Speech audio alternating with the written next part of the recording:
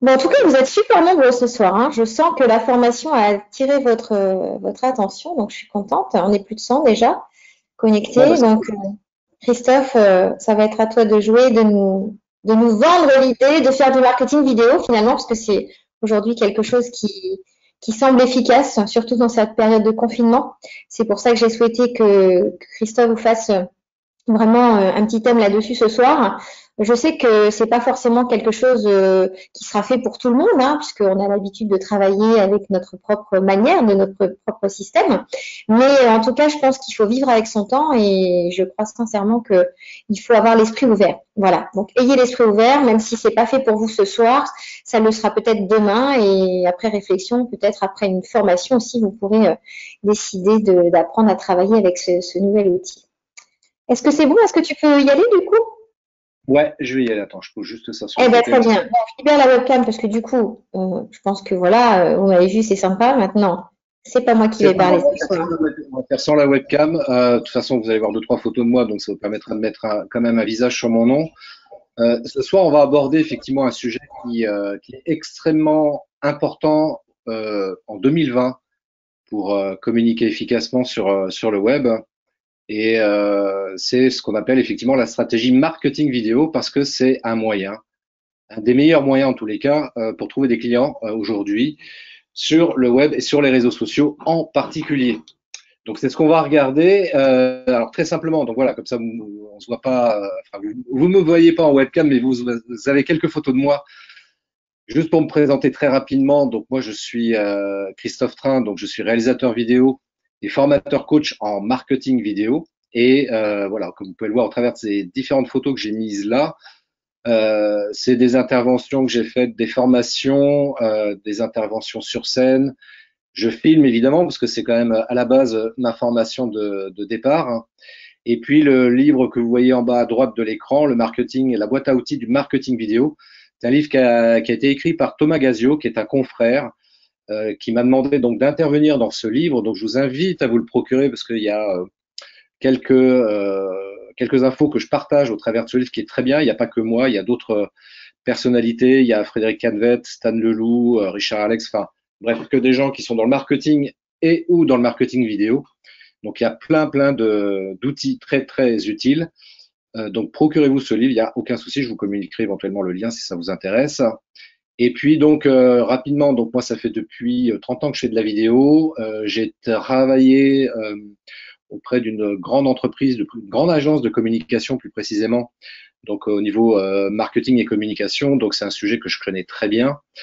La vidéo, c'est mon cœur de métier. Je me suis dit à un moment donné, ce serait peut-être utile de joindre les deux parce que c'est vrai qu'en définitive, la vidéo prend de plus en plus de place aujourd'hui dans les stratégies marketing pour avoir discuté de ce sujet-là avec des experts en marketing, sans, euh, tous sans exception, me confirment qu'aujourd'hui, la vidéo, c'est un outil extrêmement important à intégrer dans sa communication digitale. Donc, ce qu'on va voir, on a une petite heure devant nous pour que je vous explique un petit peu tout ça. On va regarder un petit peu rapidement quel est le plus gros ou quels sont les plus gros obstacles qui vous empêchent de faire décoller éventuellement votre activité, notamment donc sur le digital. On parle bien de digital aujourd'hui. On ne parle pas de votre activité dans le monde réel, comme on pourrait l'appeler. On va voir un peu comment se démarquer sur son marché en ayant un bon positionnement, un positionnement même clair pour pouvoir attirer uniquement les bons clients. Comment entrer en contact avec les clients idéaux, l'étape incontournable pour transformer cette crise sanitaire en opportunité dans votre business, et puis la méthode que je préconise à suivre donc pour avoir des résultats importants dans les prochains mois. Ça sera mes secrets révélés. Voilà, vous connaissez un peu le programme. Je pense qu'on aura un temps de questions-réponses éventuellement peut-être après. Je sais pas, Marjorie, tu me confirmes?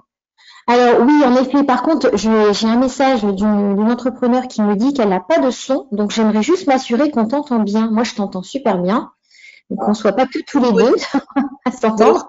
je- Oui, t'entends Flo, toi, tu entends aussi. oui, on entend très très bien. Bon, alors du coup, c'est Caroline Autain, elle n'entend rien. Je vais lui passer un coup de fil. Je pense qu'elle a un problème avec son logiciel. Merci, excuse-moi Christophe, hein. Merci Florence. pas de problème. Merci beaucoup. Merci Marjorie. Donc il y aura Une partie après, donc à la fin de ma présentation, questions-réponses. Donc notez bien toutes vos questions qui vous arrivent en cours de route et puis n'hésitez pas à me les poser, je suis à votre disposition pour y répondre tout de suite après. Alors, en général, le constat que moi je fais par rapport à toutes les personnes qui me sollicitent pour développer leur business sur le web avec le marketing vidéo, le constat qu'il y a, c'est qu'aujourd'hui on cherche évidemment de nouveaux prospects et encore plus, j'oserais dire, avec cette période de crise qu'on traverse toutes et tous, on cherche à se créer également une véritable identité sur les réseaux sociaux et ça, je dirais, c'est un point extrêmement important et c'est ce qu'on va regarder juste après. Vous souhaitez également toucher une clientèle professionnelle et ou de particuliers. Vous manquez de visibilité dans un marché très concurrentiel, donc on parle bien encore une fois des réseaux sociaux, hein, de visibilité sur les réseaux sociaux. Vous avez besoin certainement d'avoir une vraie stratégie qui soit efficace et qui vous permette de capter comme ça des prospects pour présenter votre activité. Et puis, il y a aussi un point, c'est vrai qu'on ne sait pas toujours quoi publier sur les réseaux sociaux. Ça, c'est quelque chose d'assez récurrent que je rencontre. Et puis, éventuellement, si vous avez été intéressé par le sujet de la vidéo, vous aimeriez bien proposer des vidéos, mais vous ne savez pas comment apporter du contenu par rapport à ce sujet-là. Vous ne savez pas quoi faire comme type de contenu vidéo plus simplement. Donc, c'est ce qu'on va regarder un petit peu. On va voir ça tout de suite. Alors moi, j'ai envie de vous poser une question. Donc là, bon, vous n'allez pas me dire là, vous n'allez pas pouvoir me répondre tout de suite, mais c'est un point en tous les cas sur lequel je vous amène à réfléchir, qui me paraît très important. Qu'est-ce qui se passe si votre situation ne change pas? Si la situation dans laquelle vous êtes aujourd'hui, 27 avril 2020, si ça ne change pas d'ici les 3 mois, les 6 mois ou les 12 mois à venir, qu'est-ce qui pourrait se passer? Il pourrait se passer différentes choses. Moi, j'ai retenu 7 points en particulier. Ça peut être la disparition de votre activité. Ça peut être une stagnation, voire une baisse de votre chiffre d'affaires. Voire ça peut être de redevenir salarié. Ça peut être aussi de devoir travailler peut-être plus pour avoir un chiffre d'affaires identique. Il peut y avoir aussi de la démotivation, un peu de procrastination du coup. Ça peut générer également une certaine lenteur dans le développement de votre activité et de votre présence sur le web. Et puis, dernier point, évidemment, s'il n'y a pas de visibilité, donc ça veut dire qu'il n'y a pas de clients, c'est-à-dire qu'il y a 0 € de chiffre d'affaires.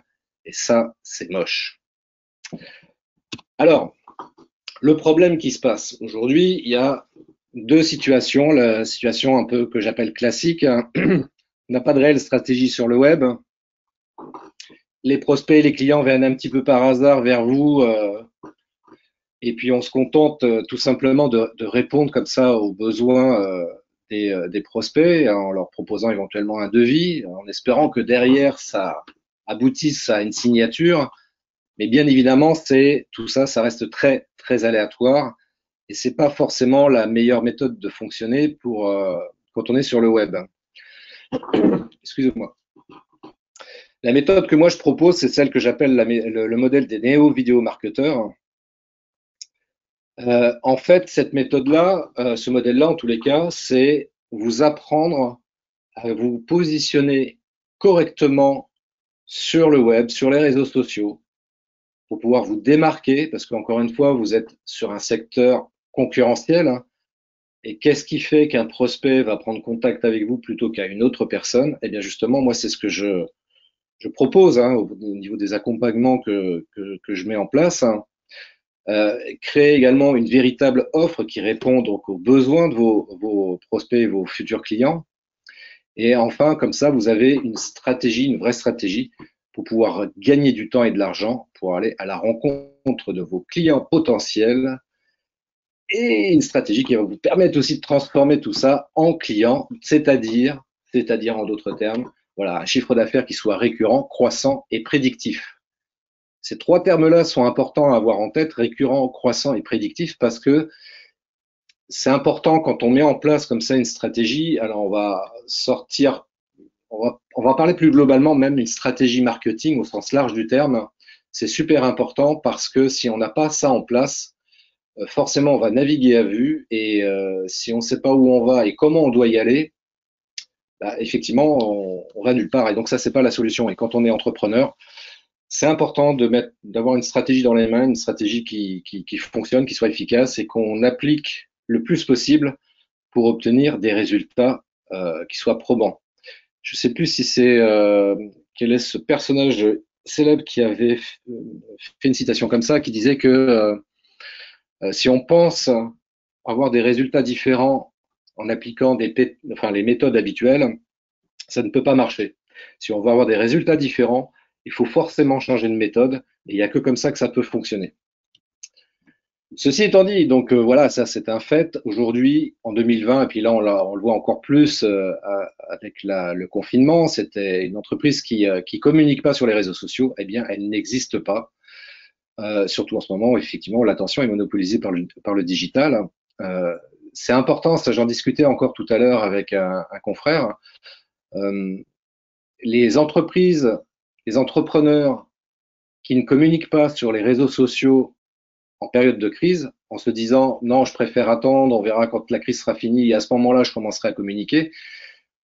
Stratégiquement, c'est une erreur fondamentale. C'est justement maintenant qu'il faut communiquer sur les réseaux sociaux et le meilleur outil de communication actuellement, c'est la vidéo. J'espère arriver à vous convaincre par rapport à ça parce que très franchement, toutes les personnes qui ont suivi mes conseils là-dessus, aujourd'hui me remercie parce que c'est vrai que c'est un fait. Je vais vous montrer des chiffres juste après, justement par rapport à ça, justement pour vous expliquer en quoi la vidéo peut vous aider à trouver vos futurs clients sur le web. Déjà, ce qu'il faut avoir à l'esprit, c'est que, je me répète une nouvelle fois, mais c'est important que vous l'ayez bien en tête. Je vous lis texto les choses. Le marketing vidéo aujourd'hui est devenu indispensable tout simplement parce qu'il est un des plus puissants leviers marketing.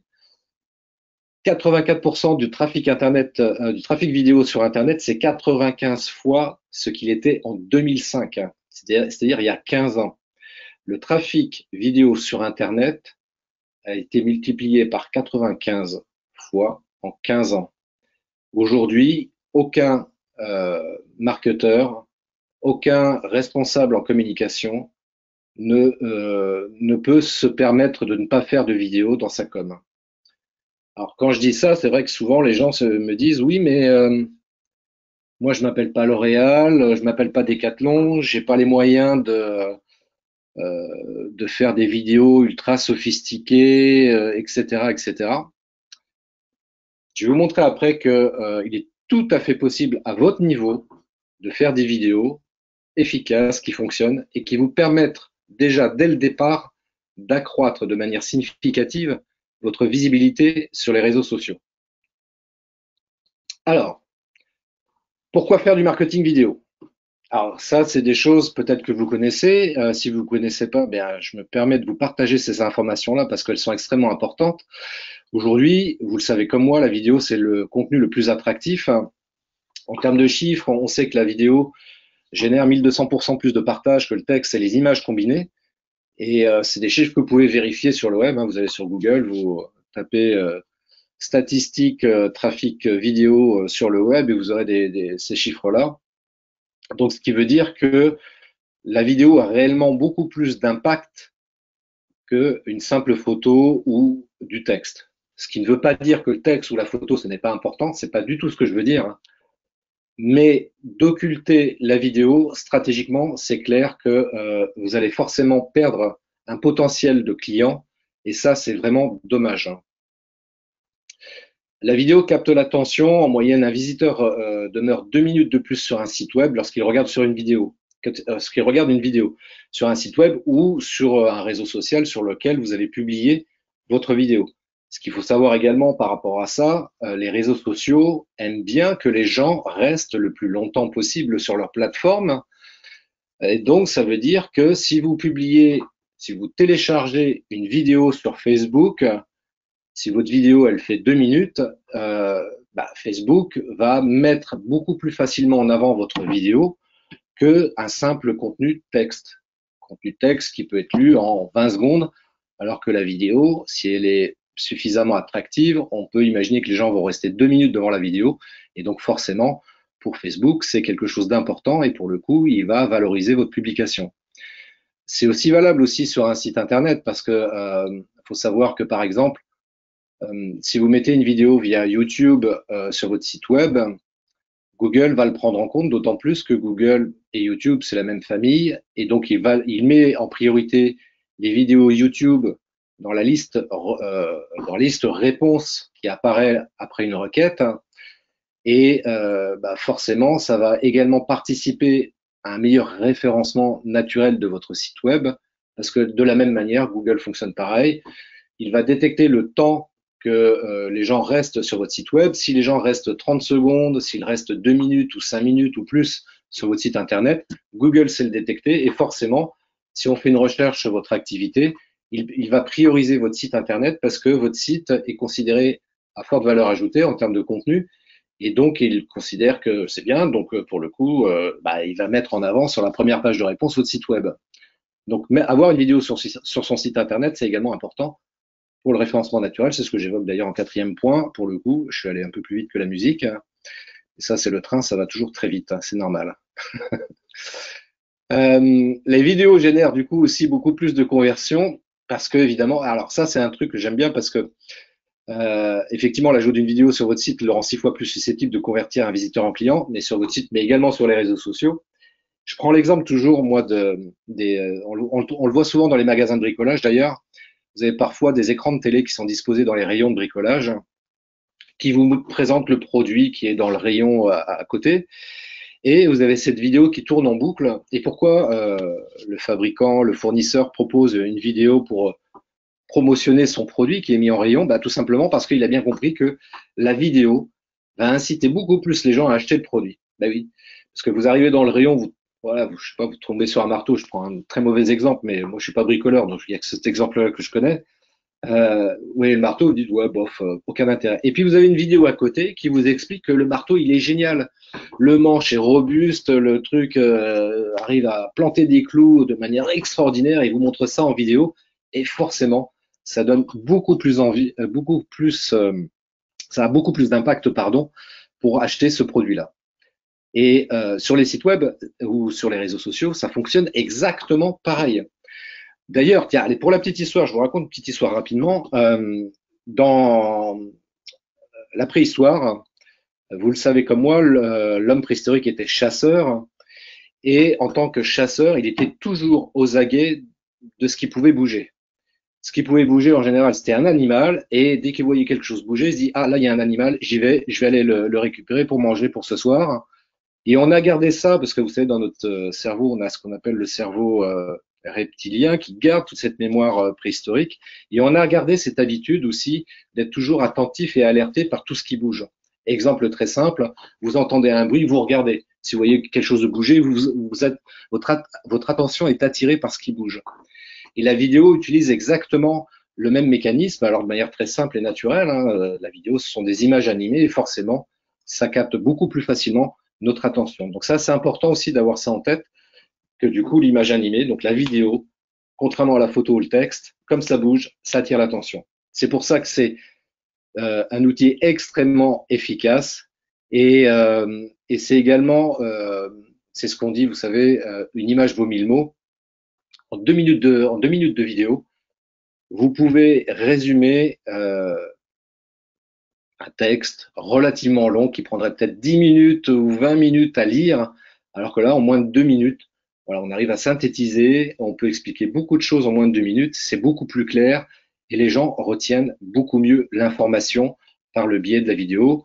En l'occurrence, les gens retiennent 50% plus d'informations grâce à la vidéo. Donc, c'est pour ça que la vidéo est un outil super puissant, parce que c'est plus attractif, parce que ça capte l'attention, parce que ça génère plus de conversions, ça va améliorer le référencement naturel de votre site internet et ça va être également un outil beaucoup plus efficace. Dernier chiffre, 25% des entreprises s'estiment derrière la concurrence en matière de marketing vidéo. Donc, il y a encore beaucoup de choses à faire. Donc, faut pas attendre que tout le monde ait pris la place. Donc, ne tardez pas. En 2020, il reste encore beaucoup de place pour vous démarquer par rapport à votre marché. 67,5% des entreprises et marketeurs qui ont utilisé du contenu vidéo pour leur campagne estiment avoir eu des retombées positives de leurs actions. Ça aussi, c'est important d'avoir ça en tête. Faire des vidéos, c'est pas juste se faire plaisir. On est là pour faire du business et il faut qu'il y ait des retombées. Et en l'occurrence, eh bien, les entreprises et les marketeurs confirment que ça a des retombées extrêmement positives d'inclure la vidéo dans leur campagne de communication. Enfin, 63% des marketeurs et entreprises estiment que Facebook est la plateforme sociale qui a le meilleur impact lorsqu'il s'agit de publier et promouvoir des vidéos. Parce que c'est vrai que, alors certainement, ça fait partie peut-être des questions que vous seriez susceptibles de me poser. Sur quel réseau social publier? Je vais répondre tout de suite. Et je vous dirais effectivement que c'est prioritairement sur Facebook. Parfois, j'ai des entrepreneurs qui me disent oui, mais moi, je travaille uniquement avec des entreprises ou je ne souhaite toucher que des entreprises. Et Facebook, du coup, ne m'intéresse pas. Je préfère aller sur LinkedIn. Alors, effectivement, sur LinkedIn, c'est très pertinent d'y être pour le coup. Néanmoins, je rappelle à toutes fins utiles que Facebook aujourd'hui est le premier réseau social utilisé en France et dans le monde. Et l'entrepreneur qui est présent sur LinkedIn, il peut avoir également une présence sur Facebook parce que il est un particulier aussi. Une fois qu'il a quitté son bureau, c'est un particulier comme tout le monde, et donc il aime bien aussi aller sur Facebook pour rester en contact avec ses amis, sa famille, etc., etc. Donc ouais, Facebook me paraît être le réseau social prioritaire sur lequel il faut être. Après, il y a d'autres réseaux sociaux évidemment, et ça mérite réflexion de se positionner en se disant est-ce que je dois être sur ok Facebook, mais après il y a Instagram, Twitter, LinkedIn, Pinterest principalement. Est-ce qu'il faut que j'y sois aussi? Bon, après ça c'est une autre question et ça mérite une étude plus approfondie pour étudier le sujet. Mais en tous les cas, Facebook c'est clair que c'est prioritaire. En termes de matériel, voilà, c'est ce que j'évoquais tout à l'heure en préambule, parce qu'on me dit, ouais, mais moi, je suis pas équipé comme toi, Christophe, tu as du super matos de professionnel, j'ai pas les moyens, etc., etc. Ben, je dis, si, il y a un outil magique que tu as dans ta poche tout le temps qui s'appelle le smartphone. Et le smartphone, c'est génial parce qu'aujourd'hui, en 2020, on peut faire des vidéos avec ça. On peut même faire des live vidéos sur Facebook, par exemple, et juste à partir d'un simple smartphone. Donc, il n'y a pas besoin d'avoir un équipement très sophistiqué et surtout très coûteux pour commencer à réaliser ses premières vidéos. Ensuite, en complément, ce que je précise, voilà, ce qui est pas mal, c'est d'avoir un trépied parce que si on se filme et que ça bouge dans tous les sens, c'est pas terrible à regarder. Donc, autant essayer de trouver un trépied sur lequel poser son smartphone. Aujourd'hui, on trouve des trépieds entre 10 et 20 euros qui sont très très bien et qui sont largement suffisants. Important également le son. Le son, je ne le répéterai jamais assez. Vidéo, on parle surtout d'audiovisuel, et dans audiovisuel, on a audio en premier, et c'est vrai que c'est la première chose la plus importante. La preuve, c'est que là, vous me voyez pas. Par contre, il y a le son, a priori, il est nickel, et c'est ça qui est le plus important avant toute chose. Donc, c'est pas grave si il n'y a pas beaucoup de lumière, voilà, si c'est pas top au niveau de l'image, sous réserve encore une fois que ce soit stable grâce à un trépied. Ce qui sera prioritaire dans vos vidéos, c'est d'avoir un bon micro. En micro filaire, on trouve des choses à une dizaine d'euros. En micro cravate sans fil, on arrive à des trucs à 50 euros. C'est pareil, moi j'utilise ce genre de choses aussi et c'est très très bien. Micro-cravate filaire, pardon, j'ai dit sans fil, j'ai dit une bêtise. En micro-cravate filaire, pardon, c'est dans une cinquantaine d'euros. Si on veut avoir un bon micro-cravate, je dis ça parce que parfois on se laisse tenter par un micro-cravate filaire bas de gamme, en tous les cas pas cher, et c'est pas le mieux. Donc s'il y a un investissement à faire, c'est au moins dans le micro-cravate, ça me paraît nécessaire. En logiciel de montage, c'est pareil. C'est plutôt pas mal si on peut utiliser un logiciel de montage pour ces vidéos, même si on peut faire une vidéo toute simple voilà, à partir de son smartphone et de la publier en l'état. Ça peut être pas mal à un moment donné de se dire, bon, je vais peut-être investir dans un logiciel de montage et puis voilà, quand même faire des vidéos un poil plus travaillées, notamment pour une raison toute simple. Aujourd'hui, quand on met des vidéos sur les réseaux sociaux, surtout si on veut faire une vidéo qui soit le plus vue possible, et encore plus si c'est une vidéo qui doit servir à de la publicité sur Facebook, là pour le coup, il faut rajouter ce qu'on appelle du sous-titrage. Voilà, on met du sous-titrage, on parle et le sous-titrage apparaît, et ça c'est mieux parce qu'il y a aujourd'hui, je crois que c'est 50% des gens qui regardent les réseaux sociaux en coupant le son. Donc, si on veut être sûr que sa vidéo ait le plus d'impact, autant rajouter du sous-titrage. Comme ça, on sait que les gens vont être beaucoup plus tentés à regarder la vidéo jusqu'au bout. Et dernier point, et qui me paraît aussi important, c'est éventuellement, alors c'est pas forcément obligatoire, mais c'est pas mal d'investir éventuellement dans de la lumière. On trouve aujourd'hui des choses plutôt abordables. Et à défaut, c'est ce que je dis aux gens, retournez dans votre magasin de bricolage que j'évoquais tout à l'heure et profitez-en pour acheter deux, trois lampes de chantier. Ça coûte 10-20 euros pièce, ampoule comprise. Et voilà, permet d'avoir quelque chose. C'est du MacGyver, hein, comme je dis, mais au moins ça fait quelque chose de propre en termes de lumière. Sinon, il y a en termes de lumière, ce qui coûte 0 € aujourd'hui, c'est la lumière naturelle. Si vous avez la possibilité de faire des vidéos en extérieur, donc ça c'est mieux, mais c'est pas forcément pratique parce qu'il faut trouver un endroit qui soit relativement calme et où on n'est pas forcément dérangé non plus. Mais si on fait ça en intérieur, chez soi, eh bien se filmer face à la fenêtre, c'est-à-dire qu'on a la lumière de l'extérieur qui arrive sur notre visage, et là on bénéficie automatiquement d'une lumière naturelle gratuite et qui est nickel en général. Donc voilà, c'est une petite astuce que je vous donne comme ça pour avoir des photos de plutôt correctes. Donc évitez de se filmer pour le coup avec la fenêtre derrière son dos, parce que sinon on a un effet ce qu'on appelle contre-jour, et ça c'est pas joli, joli du tout. Les différents usages de la vidéo que l'on peut faire, le premier, celui que j'ai mis en premier, c'est de faire des lives. Faire des lives, c'est ce que j'appelle la cerise sur le gâteau, parce que faire des vidéos enregistrées, alors ça c'est pas mal, c'est même très bien, mais le live c'est pour moi la cerise sur le gâteau parce que alors ça a plusieurs avantages de faire des lives. On n'a pas de travail en général de post-production, c'est-à-dire on n'a pas besoin de faire de montage derrière, on fait son live et c'est automatiquement enregistré sur la plateforme sur laquelle on fait ça, par exemple Facebook. On a, s'il y a des, comment dirais-je, des, comme là, moi par exemple, voilà, je bégaye, je bute sur les mots. Sur des lives, ça, c'est pas forcément très gênant, quoi.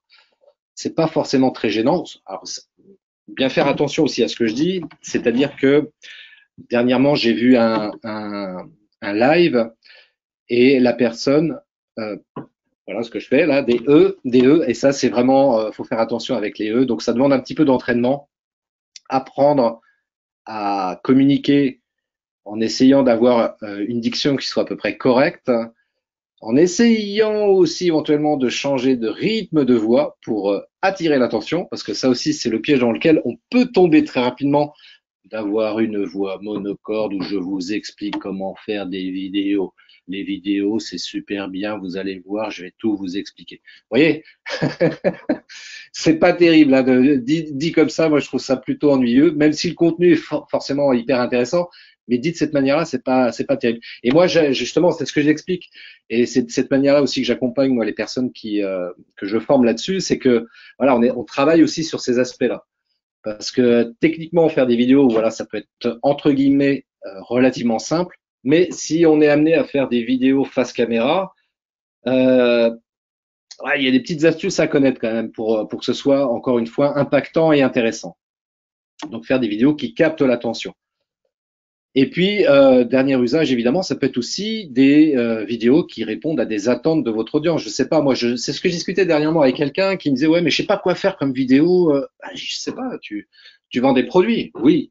Et si tu vends des produits, pourquoi tu ferais pas des vidéos, entre guillemets, tuto, enfin, assimilés tuto, expliquer c'est quoi le produit que tu vends, quels sont les avantages à utiliser ce produit-là, et puis surtout, comment l'utiliser. Voilà, tu fais une démonstration face caméra. Et je connais quelqu'un qui vend des produits de maquillage et je lui ai expliqué ça et ça cartonne. Ces vidéos d'un point de vue technique, moi qui suis un pro de la vidéo, ça, chaque fois ça me pique les yeux quand je vois ces vidéos, mais en même temps ça marche parce qu'elle est naturelle, elle montre comment utiliser ces produits, tous les comment dirais-je, toutes les techniques pour présenter son produit en vidéo sont respectées. C'est juste la forme qui, moi, me dérange, mais j'en ai discuté avec elle. Et puis, elle me dit, oui, mais ça marche. Ah bah, j'écoute si ça marche, continue comme ça. Et puis, là, elle fait que de la vidéo pour Facebook, elle publie pas ça sur YouTube ou ailleurs. Je dis, OK, dans ce cas-là, il n'y a aucun problème, continue comme ça. Surtout si ça marche, il n'y a aucune raison de changer, donc c'est parfait, quoi. Mais voilà, parce qu'il y a une technique pour pouvoir faire des vidéos enregistrées qui soient intéressantes Et donc, en l'occurrence, donc ça peut être tout simplement pour revenir là-dessus, répondre à des attentes, donc présenter des produits. Voilà, ça peut être pas mal de faire des vidéos de ce type-là. Alors ensuite, évidemment, la question c'est où je vais diffuser mes vidéos. Alors, moi, je dis en premier YouTube. Si vous n'avez pas de chaîne YouTube, créez-vous une chaîne YouTube. C'est indispensable. Je rappelle ce que j'ai dit. YouTube, c'est le deuxième moteur de recherche après Google. Donc, si vous faites des vidéos, vous créez pas une chaîne YouTube, c'est une erreur. Parce qu'encore une fois, YouTube et Google, c'est la même famille. Et quand vous faites une requête sur Google, qu'est-ce qui apparaît souvent dans la liste réponse? C'est parfois des vidéos. Et donc, si votre vidéo apparaît dans la liste réponse, bah, ça vous donne l'occasion d'avoir des prospects potentiels supplémentaires. Donc, c'est pas neutre. Donc ça, c'est vachement bien. Et puis, accessoirement, d'avoir une chaîne YouTube, c'est beaucoup plus simple éventuellement aussi pour communiquer avec vos prospects, pour leur dire, bah tiens, allez voir la vidéo, vous donnez le lien de la vidéo directement par mail, et ça marche super bien. Donc YouTube, c'est incontournable. Ensuite, évidemment, il y a les réseaux sociaux. Donc là, après, il s'agit de réfléchir sur quel type de réseaux sociaux il est pertinent pour vous de vous positionner. Site internet, ça c'est plutôt pas mal. Et puis les emails. Alors quand je dis les emails, c'est pareil. Vous avez votre chaîne YouTube, vous prenez la vidéo, le lien d'une des vidéos que vous voulez promotionner et vous mettez ça en signature de vos emails. Moi, c'est ce que je fais par exemple. Voilà, en signature de mes emails, il y a un lien vers une vidéo en particulier. Et ça marche plutôt pas mal, quoi. Donc ensuite, quels peuvent être les objectifs que vous pourriez avoir en termes de stratégie vidéo? Alors, je vous donne là ici par exemple différents exemples. Donc après, à vous d'imaginer quels sont les objectifs que vous pourriez vous fixer. Donc augmenter vos ventes par exemple de 20% d'ici à 6 mois, augmenter le trafic de votre site internet de 10% d'ici à 3 mois, avoir 1000 visiteurs uniques par semaine ou par mois sur votre site web, obtenir 100 nouveaux contacts potentiels via votre site web en moins de 3 mois, etc., etc. Je ne vais pas continuer la liste parce qu'elle peut être très longue, mais c'est de la même manière aussi sur les réseaux sociaux.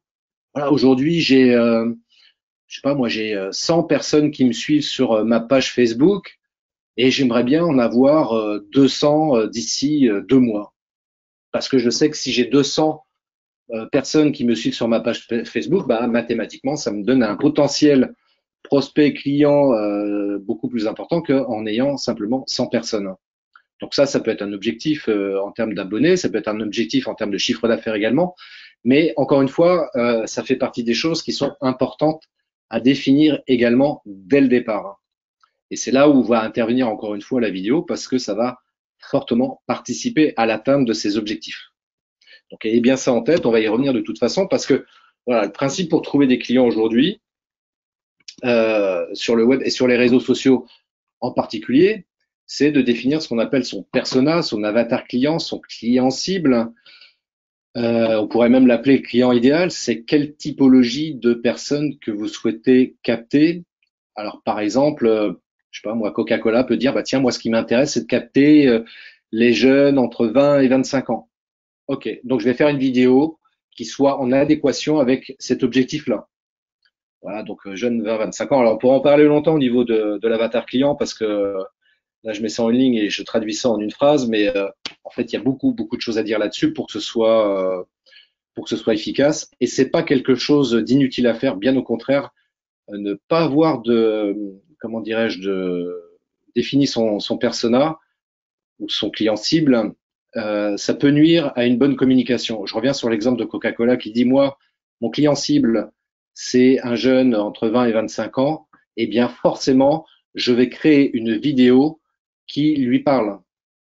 Et à l'inverse, si mon client cible, c'est un monsieur de 70 ans, je vais pas faire une vidéo de la même manière que pour quelqu'un qui a 20 ans. Je vais pas communiquer de la même manière, avec les mêmes codes, avec les mêmes mots, avec le même langage, etc. Donc c'est pour ça que ça va participer de manière très importante dans sa communication de bien définir son client cible. On peut en avoir deux, trois, et même les gens qui me disent moi, ouais, mais moi je touche tout le monde. Moi, c'est mes clients, ils ont entre 20 et 70 ans.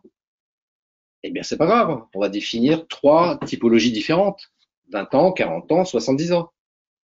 Mais on va vraiment faire une communication axée sur ces âges-là, pas se dire, tiens, je vais faire une pub pour quelqu'un qui a 70 ans et puis communiquer ensuite vers une population qui a 20 ans. Ça serait une erreur stratégique. Donc, c'est pour ça qu'il faut bien faire attention à cette partie-là. La deuxième partie, c'est ce que j'ai déjà dit, donc je ne vais pas forcément revenir dessus, de répondre aux attentes de votre audience cible. Si par exemple c'est monsieur qui a 50 ans, qui a pris un peu de poids et qui aimerait bien mincir un petit peu parce que voilà son médecin lui a dit que ça serait bien de perdre un petit peu de poids, eh bien on va lui faire une vidéo pour lui expliquer que s'il utilise notre produit, on va participer à sa perte de poids. Hein, à l'inverse, madame qui a 20 ans, qui a une silhouette fine, etc., cette vidéo pour perdre du poids va pas l'intéresser pour le coup. Vous voyez, donc c'est pour ça que c'est important de bien définir son client cible. Voilà. Ensuite, évidemment, il va choisir, en fonction de ces deux paramètres-là, on va choisir les bons réseaux sur lesquels se positionner. Donc ça, je l'ai déjà évoqué. Quatrième point, c'est d'établir un planning de production. Ça, c'est super important. De la même manière, de manière générale, on va dire, dire que c'est à peu près le principe. Quand on va faire ses courses au supermarché, en général, on a sa liste de courses et on sait exactement quel type de produit on veut acheter. Et si on n'a pas sa liste de courses, et là je parle pour moi en l'occurrence, parce qu'en général, quand mon épouse me demande d'aller faire des courses, ok, elle me donne la liste des choses à acheter, mais moi bien souvent, je me laisse attirer par un produit et je me dis tiens, un paquet de gâteaux, ça a l'air bon ça, je vais me l'acheter. Non, faut vraiment se caler sur un planning de production et surtout pas en bouger parce que sinon on risque de se disperser, c'est pas l'idée. Important, donc également cinquième point, de communiquer, de publier, de créer de l'interaction avec l'audience, son audience donc sur les réseaux sociaux. Et encore plus en ce moment, pendant le confinement, c'est d'autant plus important actuellement de le faire, ne pas attendre que le confinement soit terminé pour commencer à communiquer, parce que là on risque de passer à côté de pas mal d'opportunités.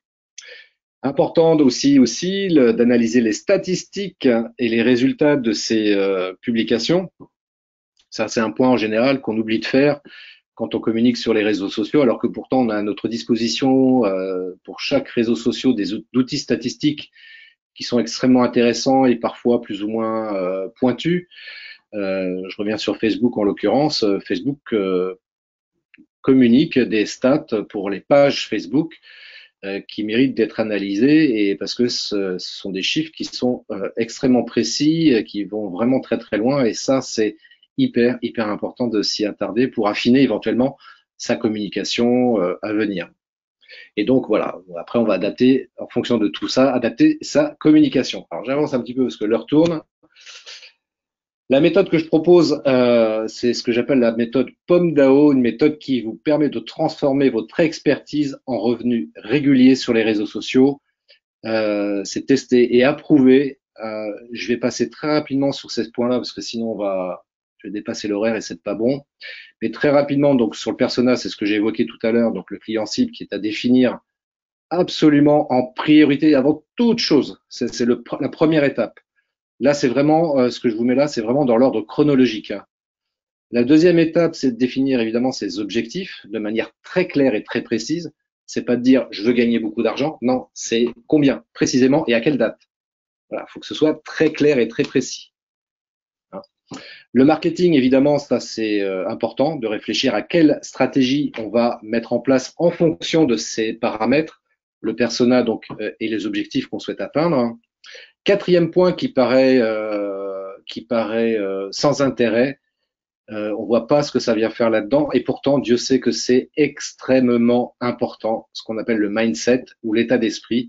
C'est ça qui va vous permettre de vous lever le matin avec la pêche et l'envie de proposer vos services, vos produits et tout ça, ça se travaille.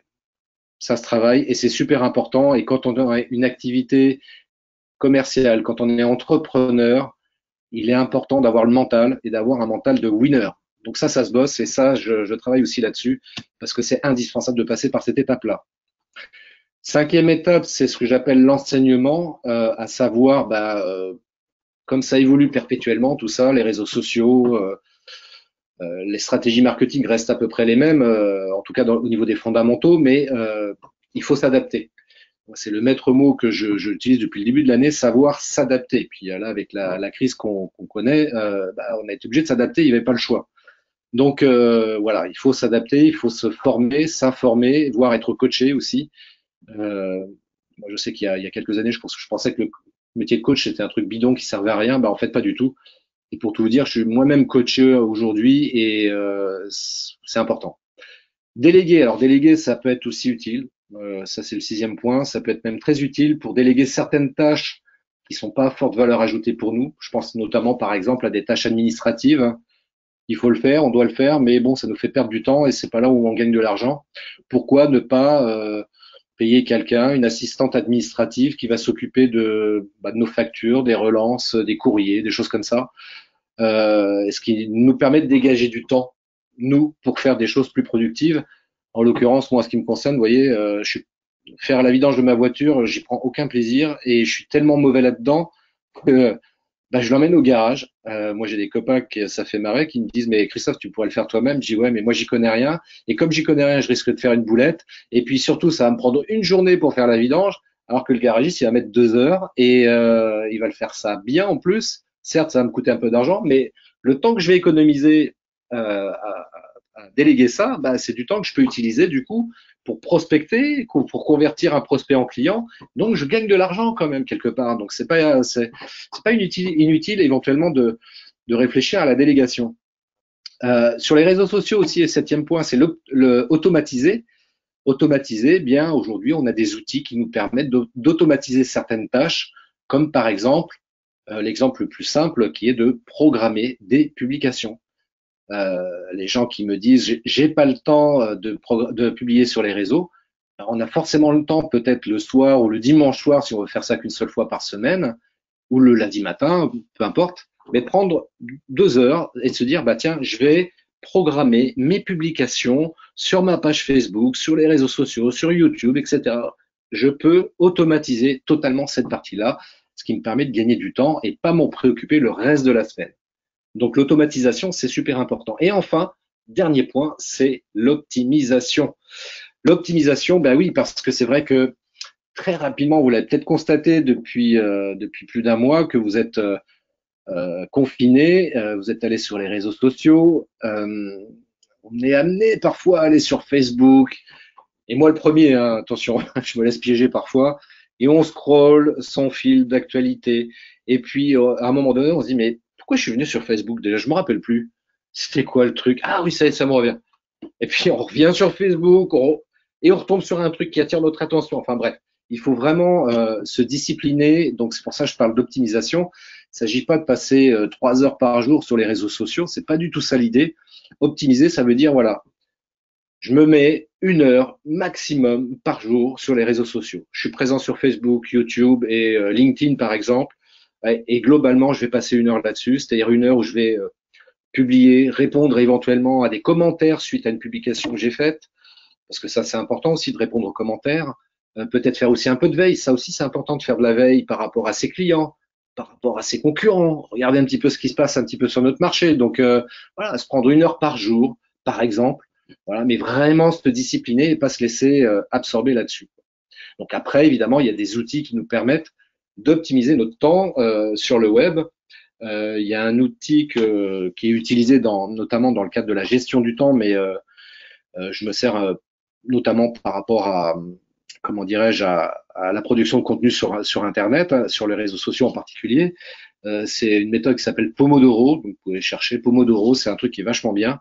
Et voilà, c'est en 2 heures, on bloque et on est focus. Alors pas spécialement que sur les réseaux sociaux, mais si par exemple on veut vraiment avancer sur une tâche en particulier, on sait que ça demande un peu de concentration et surtout d'éviter toute distraction inutile, eh bien on peut utiliser cette méthode Pomodoro qui marche très très bien. Et surtout, bah, là, pour le coup, c'est on coupe les notifications sur son mobile, on met son téléphone même carrément en mode avion, on enlève tous les onglets sur son ordinateur avec Facebook et tous les autres réseaux sociaux, et on est comme ça complètement focus et on minimise les risques de distraction. Et ça, c'est le mieux si on veut être le plus productif possible, notamment par exemple sur le web et sur les réseaux sociaux. Alors pour terminer, je vous mets, ça c'est des choses que vous pourrez retrouver donc sur des témoignages de personnes avec lesquelles j'ai travaillé. Ça, ce sont des témoignages qui sont extraits de mon profil LinkedIn. Donc, si vous allez sur LinkedIn, vous retrouvez ces témoignages-là. Donc, des gens avec lesquels j'ai travaillé, comme Christine, qui est consultante en marketing, Lingen, qui est business coach, Alain, qui est expert en négociation commerciale. Là, j'ai Natacha qui travaille dans le bien-être, Sabine qui est une consoeur parce qu'elle a une agence marketing, Olivier qui fait du mentoring commercial, Jean-Pierre qui est également un confrère parce qu'il est également dans le marketing digital. Donc, je vous montre ça, c'est simplement pour parce que moi ça me fait plaisir et puis comme on dit, c'est toujours les clients qui parlent de nous le mieux. Donc, plutôt que de vous dire qu'éventuellement je suis très bon, très qualifié pour ça. Voilà, ça c'est des gens qui m'ont mis ce genre de commentaires. Je leur ai pas dicté ce qu'ils avaient à écrire, loin de là. Ils l'ont fait spontanément. Et c'est ce qu'on appelle en marketing de la preuve sociale. Et vous-même, tiens, en termes de vidéo, ça c'est un truc que vous pouvez exploiter. Vous-même, c'est de, par exemple, vous savez pas quoi faire comme vidéo. Bah, je sais pas, si vous allez voir un client, demandez-lui l'autorisation de le filmer parce que ça peut être parfois un peu compliqué de demander à quelqu'un de vous faire un témoignage vidéo avec que lui-même le fasse chez lui avec son smartphone. Alors que si vous êtes avec lui en direct, vous dites bah attends, bouge pas, tiens, ça te dérange pas, une minute, 2 minutes, grand max. Voilà, tu me fais un petit témoignage, je te filme et puis voilà, ok, pas de problème. Donc ça peut être ça, et puis ça peut être aussi comme là, par exemple, de éventuellement de solliciter des témoignages écrits, parce que ça peut également servir quand vous êtes en prospection. Et puis même, par exemple, sur Facebook ou sur LinkedIn, ça, c'est des choses sur lesquelles, en général, enfin souvent, les gens sont très attentifs. Hein. Bah là, je vois par exemple, il y a Virginie qui m'a laissé un super commentaire, donc ça, c'est sympa. Donc voilà, ça, c'est des choses qu'il faut absolument avoir. Et puis, voilà, par exemple, là, témoignage vidéo. Alors, je sais pas si on va entendre du coup. Je dis clairement, faites confiance à Christophe, je le connais. Le professionnalisme, très sincèrement, c'est quelque chose qui est en lui. C'est une de ses vertus. C'est la qualité du travail proposé. Vous pouvez le voir sur sa page. Hein, c'est vraiment extraordinaire.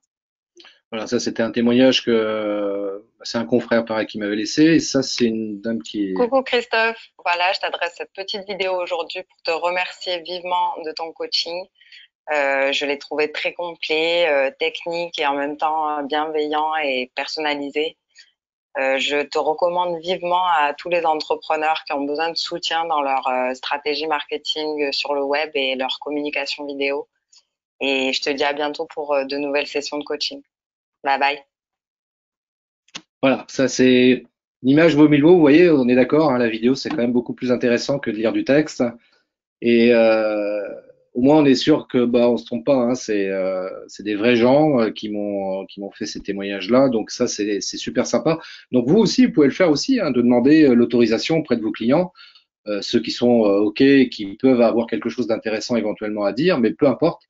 J'irai dans là-dessus, n'importe quel témoignage forcément et peut être intéressant parce que les gens vont pas témoigner en disant ouais ton produit il est nul ou ce que tu m'as proposé comme service ça m'a pas du tout aidé. En général quand les gens laissent un témoignage c'est pour vous faire des compliments et donc ça c'est vachement bien et encore plus quand c'est en vidéo.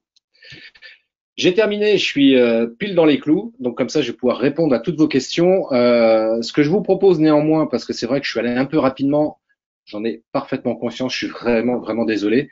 Mais c'était important de poser un peu les bases de ce que je propose en termes d'accompagnement auprès des entrepreneurs notamment. Et en l'occurrence, donc là, si vous souhaitez aller plus loin avec moi pour voilà, qu'on discute ensemble, voilà, c'est offert. C'est une session stratégique de 45 minutes que j'offre en accord avec Marjorie. Vous pouvez l'exploiter et puis on en reste là ou après aller plus loin. Après ça vous comme moi, on verra ça ensemble éventuellement si c'est pertinent. Mais en tous les cas, moi, je vous invite fortement à exploiter cette solution que je vous offre. Encore une fois, c'est sans engagement, il n'y a pas de piège, je vous le dis tout de suite. C'est juste pour échanger avec vous sur votre manière de communiquer sur les réseaux sociaux et surtout voir de quelle façon vous pouvez, à votre niveau, vous, personnellement, comment exploiter le marketing vidéo dans votre communication digitale. Via ce lien que je vous mets là, christophetrain.fr/45NN comme 45 minutes. C'est un lien qui vous renvoie vers mon agenda qui est en ligne. Donc après, vous avez juste à choisir en fonction des horaires sur lesquels je suis disponible, choisir le jour et l'heure qui vous semble le plus intéressant pour vous. Et puis voilà. Et puis après on discute. Et puis si je peux vous aider, moi c'est tout ce que je souhaite faire, parce qu'encore une fois, moi c'est la vidéo, c'est pas quelque chose. C'est ce que j'explique parfois. Moi, j'ai pas découvert ça il y a 2 mois parce que c'était la mode et que j'ai lu quelque part que la vidéo c'était un super outil pour le marketing. Non, pas du tout. Je redis ce que j'ai dit en préambule. Moi, ça fait depuis 30 ans que je fais de la vidéo. J'ai fait une licence de cinéma. J'étais cofondateur d'un magazine de cinéma en ligne qui s'appelle Écran Noir. Vous pouvez retrouver également écrannoir.fr. À travers ce magazine, j'ai été journaliste presse. J'étais au Festival de Cannes plusieurs fois. Enfin bref. Et j'ai réalisé plusieurs films de fiction également, dont un que j'ai emmené également au Festival de Cannes. Donc la vidéo, c'est quelque chose que je connais très bien. Le marketing, bah, également, je connais très bien, parce qu'encore une fois, je travaille dans une grande agence de com et j'ai appris toutes les subtilités qu'on peut avoir besoin de connaître. Et pour la petite histoire d'ailleurs, je suis en cours d'écriture d'un livre, justement, ce qui va traiter de marketing vidéo. Et parce que j'ai vraiment envie de partager tout ça. Il y a plein de choses hyper intéressantes sur ce sujet-là. Et faire de la vidéo, très franchement, c'est un vrai plaisir, c'est passionnant, c'est top. Et il y a peut-être un frein des fois qu'on me dit, peut-être que ça vous concerne, je sais pas, mais il y a parfois quelque chose qu'on me dit, ouais, mais Christophe, tu sais, moi, me filmer en vidéo, j'aime pas l'image, je me trouve moche. Texto, c'est les termes que j'ai eu avec quelqu'un ce matin. Il dit ouais, je me trouve moche, je me trouve pas jolie pour être filmé en vidéo et tout. Mais je dis mais je comprends ça, je comprends parfaitement ça parce que vis-à-vis de soi-même, on est hyper sévère. On est hyper sévère parce que voilà, on se dit ah bah non, j'ai pas un beau visage, pas une belle tête et voilà, me filmer en vidéo, j'aime pas. Eh bien, il faut le faire quand même. Pourquoi? Parce que en fait, c'est vous représentez votre marque quelque part, donc il faut que les gens vous voient. Aujourd'hui, il faut pas avoir peur de s'exposer. Et si on a peur de s'exposer pour plein de raisons diverses et variées, bah, on va travailler ensemble et je vais vous aider à passer ce cap-là, parce que très franchement, une fois qu'on a passé ce cap-là, toutes les portes sont ouvertes pour trouver des clients. Très honnêtement. Parce qu'on prend conscience juste d'une chose, qu'en fait, les gens, ils s'en fichent de notre visage, si on est beau ou si on n'est pas beau. Ce qui les intéresse quand on fait une vidéo enregistrée, c'est ce qu'on va leur présenter. Est-ce que ce qu'on leur présente, ça répond à un besoin réel ou pas? Est-ce que le produit qu'on montre, est-ce que c'est quelque chose qui va pouvoir les aider à être mieux dans leur vie, enfin, quel que soit le produit, enfin, pour exagérer un peu le propos, mais c'est ça, quoi, qu'ils vont regarder les gens. Et le must, encore une fois, je reviens là-dessus, hein, c'est les lives, les vidéos en direct. Voilà, les gens s'en moquent royalement, quoi.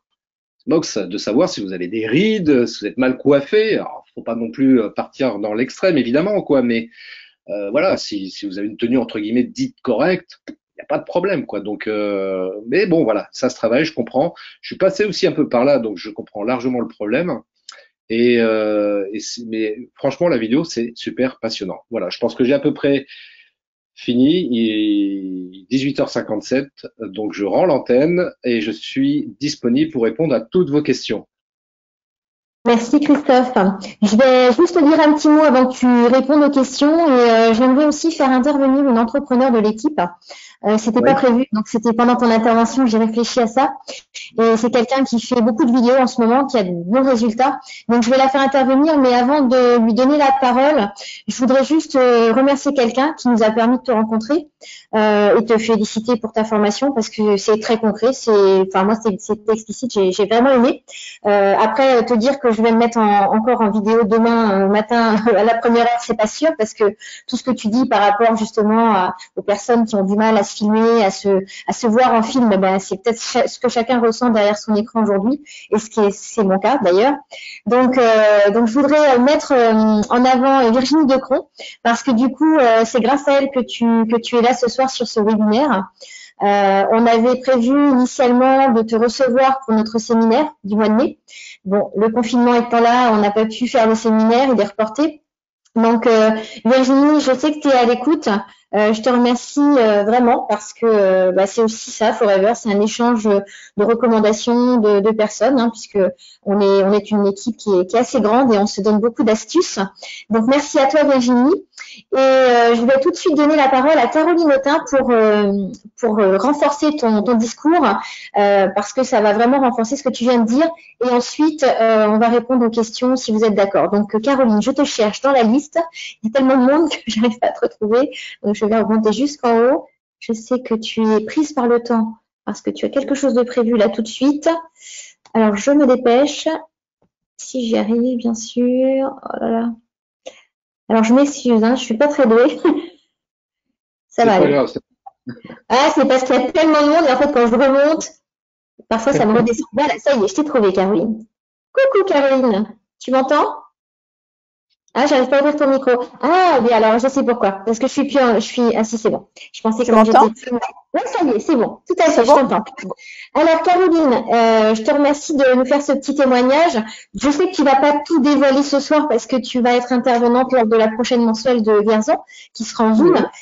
Je voudrais que tu puisses nous donner un peu ton ressenti par rapport justement à toutes les vidéos que tu mets en place sur ton groupe privé. Et j'aimerais que tu nous dises un petit peu ce que ça te rapporte aujourd'hui et finalement, est-ce que c'est une bonne stratégie à prendre et à mettre en place pour les semaines à venir, les mois et peut-être les années qui vont s'en suivre? Alors, j'ai pas réussi à mettre ma caméra, par contre, c'est pas grave si vous m'entendez. Ouais, c'est pas grave. Alors, j'ai mis en place les vidéos sitôt que le confinement a démarré. Ça me trottait dans la tête déjà avant ça. Et puis, je me suis dit, bon, avec le confinement, je me lance. Alors, au début, j'aimais pas trop ma voix, j'aimais pas ma tête. Je faisais 50 vidéos pour en poster une. Et puis finalement, nos clients, nos amis, nos contacts, c'est nous qui veulent voir, c'est nous qui suivent. Et en fait, le fait de nous montrer dans notre salle de bain, dans notre jardin, avec nos produits, leur expliquer comment je me démaquille, comment j'applique mon masque, comment je vais appliquer ma crème, tout ça, ils adorent. Et en fait, je me suis rendu compte que tous les jours, ils attendaient toujours ma vidéo. Ils adorent regarder ce qui se passe, comment on procède et tout ce qu'on fait. Et c'est vraiment nous qui veulent voir. Alors, toi, j'ai vu hier une vidéo avec ta chaîne, hein, du coup, c'était assez sympa. Aussi. Ouais. J'ai bien aimé, en fait, j'ai adoré. Alors après, je pense qu'effectivement, toi, tu es bien équipé parce que tu as déjà acheté le trépied, comme Christophe vient de nous dire. Je sais pas si tu as le micro, si tu as le logiciel de montage. Et puis, non, du tout, je fais tout avec mon téléphone. En fait, j'ai le trépied, je l'ai utilisé hier soir parce que j'ai fait une vidéo sur le soleil. Et là, comme je me suis mise dans mon jardin et que j'avais rien pour poser mon téléphone, je me suis dit, tiens, je vais utiliser le trépied. Mais sinon, à chaque fois, c'est, entre guillemets, du bricolage. Dans ma salle de bain, je trouve toujours j'ai une petite tablette, je vais poser mon téléphone là. Je fais tout avec le téléphone et ça marche très bien. Donc du coup, Christophe, tu nous emmènes sur la bonne voie. Quand on écoute Caroline, on peut se rendre compte que c'est vraiment efficace, mais il faut qu'on se professionnalise, je crois, c'est ça. Écoute, Marjorie, tu sais, tu ne crois pas si bien dire quand tu dis je vous amène sur la bonne voie parce que je m'appelle Train et le train généralement il met sur la bonne voie. C'est un très bon jeu de mots, en effet. Je n'y avais pas pensé. Excellent. En tout cas, merci Caroline. Je voudrais juste valoriser ta petite vidéo d'hier soir qui t'a fait quand même vendre des produits. Oui, à chaque fois. À chaque fois. La semaine passée, tu m'avais envoyé un message. Tu avais vendu 300 € de produits dans la semaine. C'est ça. Il ne faut pas négliger cette partie de notre travail qui ne l'était pas hier. Mais c'est vrai qu'aujourd'hui, le marketing relationnel évolue. Il faut vivre avec son temps. Tout le monde n'aura pas sa chaîne YouTube. Moi, je dispute tous les jours ma fille qui passe son temps là-dessus sur YouTube. Et là, je reçois un message de Flo qui me dit, bon, il va falloir qu'on crée notre chaîne. Oui, donc je pense qu'on va créer notre chaîne et je pense que ma fille, elle va me ruiner là, si je crée ma chaîne. En tout cas, c'est vrai que c'est très intéressant d'avoir des pistes comme ça. Moi, je suis partante pour faire les 45 minutes offertes, Christophe. Je sais pas effectivement si tu auras 133 personnes qui vont te demander 45 minutes. Mais je te plains si c'est le cas parce que ça va te faire beaucoup de travail, en tout cas. Merci Caroline d'avoir été là et d'avoir participé pour ces quelques minutes. Et donc, on va passer à la série de questions. Merci beaucoup Caroline. Bonne soirée. Merci Caroline. Et bonne vidéo pour ce soir. Hein. Ouais, merci. J'attends de la voir d'ailleurs. Alors, Christophe, du coup, on va répondre aux questions. Donc, je vais afficher les questions ici. Je vais remonter tout en haut. Et donc, on a combien de temps pour répondre aux questions, Christophe? Je dirais le temps que tu veux. Enfin, moi j'ai. 15 minutes, ça te va 15 minutes? Oh, c'est parfait, même plus. Parfait. Bon, c'est bien. En tout cas, ce qui est bien, c'est qu'on a respecté le timing. C'est très important aussi quand on fait une formation. Donc, c'est super, tu as respecté le timing. Et là, on va faire notre petite série de questions. Donc, on est à votre écoute. Donc, on y va, on démarre. Je vais te lire les questions et puis tu vas pouvoir y répondre. Alors, donc déjà, merci pour les formations, c'est super. Donc, je crois que tu as séduit le public qui était présent ce soir. Donc, on entend très bien. Alors, attendez, hop, je coupe mon portable parce qu'il fait énormément de bruit. Je reçois tellement de messages que ça n'arrête pas de biper. Alors, petite astuce. En attendant le trépied, accrochez le téléphone à un mur meuble avec de la pâte à fixe. Lol, c'est pas marqué, mais c'est moi qui le dis. Je sais pas ce que tu en penses, Christophe, mais ça peut être une belle astuce. C'est une très très bonne idée, toi, pour le coup, parce que c'est ce que je dis. Des fois, il faut faire preuve de créativité et utiliser les outils qu'on a à notre disposition sous la main. Donc, ouais, c'est très bien. C'est fixe, c'est très bien. Mais la pâte à fixe, je sais pas si ça va tenir longtemps, hein, parce que les iPhones, ils sont quand même assez lourds maintenant. Merci Laure pour ta petite astuce. Je t'imagine derrière ton écran en train avec ton grand sourire. Là. Alors, du coup, quel genre de logiciel de montage? Ça, c'est une question de Stéphanie. Alors moi, le logiciel de montage que je préconise pour surtout les personnes qui sont débutantes, même si c'est un logiciel qui fait beaucoup de choses, qui peut être utilisé par les personnes de niveau que je dirais intermédiaire, c'est Filmora. Filmora, c'est un super logiciel. Vous tapez christophetrain.fr/FILMORA. Comme ça, vous arriverez directement sur le lien pour vous pouvez le tester pendant 14 jours gratuitement. Après, c'est un coût unique sans abonnement de 60 euros. 60 euros, c'est que dalle par rapport à ce qu'il peut faire ce logiciel-là, très franchement. C'est vraiment celui que je préconise. Il y en a plein d'autres, hein, mais pour les avoir utilisés les uns et les autres, celui-ci, je l'ai trouvé très bien. D'une part, parce qu'il n'est pas cher. Et deuxièmement, surtout, parce qu'il a un très bon rapport qualité-prix. Au niveau technique, on peut faire vraiment beaucoup de choses. Alors, je prends par exemple un truc très simple. Aujourd'hui, sur les réseaux sociaux, on nous dit, ouais, on peut mettre du format horizontal, vertical, format carré. Et ces trois types de formats sont proposés d'office sur Filmora, sans qu'on ait besoin de réfléchir techniquement comment le faire. Et franchement, je le trouve très très bien par rapport à ça. En termes de prise en main, évidemment, selon ses appétences pour ce type de logiciel, ça peut être plus ou moins rapide. Mais globalement, il a vraiment une prise en main très très rapide, très simple. Et ouais, c'est celui-ci que je préconise. Donc, si vous voulez le tester, christophetrain.fr/Filmora, FILMORA, et vous avez un essai gratuit de 14 jours, voilà, pour vérifier si ça répond à votre besoin, évidemment, quoi. Parce que après, comme le disait Caroline, c'est un très bon exemple justement pour le coup. Et c'est ça que je trouve intéressant. Je dis qui peut le plus peut le moins. Faire des vidéos, retravailler en montage, bien évidemment, je peux pas dire le contraire, c'est mieux. Mais je dis toujours, il vaut mieux que ce soit fait que parfait. Donc, on peut très bien faire des vidéos sans montage, sans rien, comme Caroline vient de nous le démontrer à l'instant, et que ce soit tout aussi efficace. D'accord. Du coup, il y avait une question de Christelle Perron qui rejoignait la question de Stéphanie. Donc, je ne vais pas y répondre, Christelle, puisque c'est la même chose. Je pense que tu as entendu la réponse de Christophe. Ensuite, j'ai Sophie Pascolo qui demande combien de temps doit durer une vidéo. Très bonne question. Ça, c'est une question qui est récurrente en plus. Alors, ça va dépendre de plein de choses. Je suis toujours très embêté pour répondre à cette question-là. Moi, je dis plus simplement, il vaut mieux faire des vidéos courtes, 1 à 2 minutes maxi, surtout si c'est pour être publié sur les réseaux sociaux. Pour répondre très simplement et clairement à la question, faire des vidéos de 1 à 2 minutes. Mais voilà, en même temps, je veux présenter mon produit, etc. et j'ai besoin d'un peu plus de temps. Bah, c'est pas gênant. On peut très bien faire une vidéo de 5-10 minutes parce qu'on a besoin d'avoir un peu plus de temps pour présenter son produit, par exemple. Ce qui est important, c'est pas tant la durée forcément, mais c'est les informations qu'on va mettre dedans. Si c'est pour parler pendant 10 minutes pour ne rien dire, c'est clair que ça vaut pas le coup de faire une vidéo aussi longue.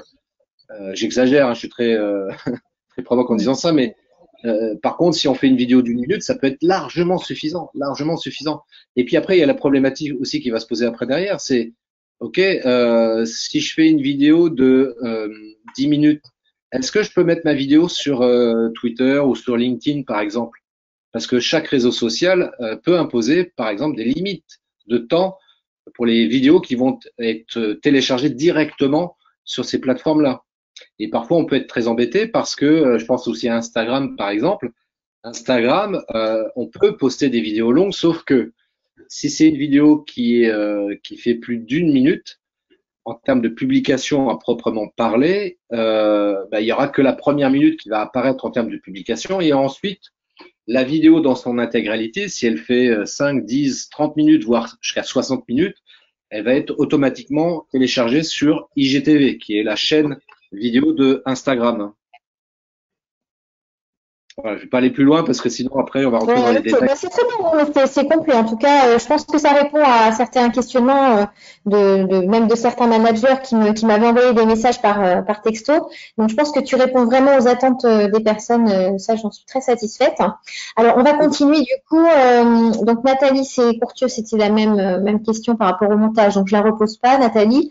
Ensuite, j'ai Cynthia Caddy qui nous dit que c'était très complet, qu'elle n'aurait pas pensé avoir sa propre chaîne YouTube, qu'elle va s'y mettre. Donc super, on ira voir cette chaîne très vite, c'est génial.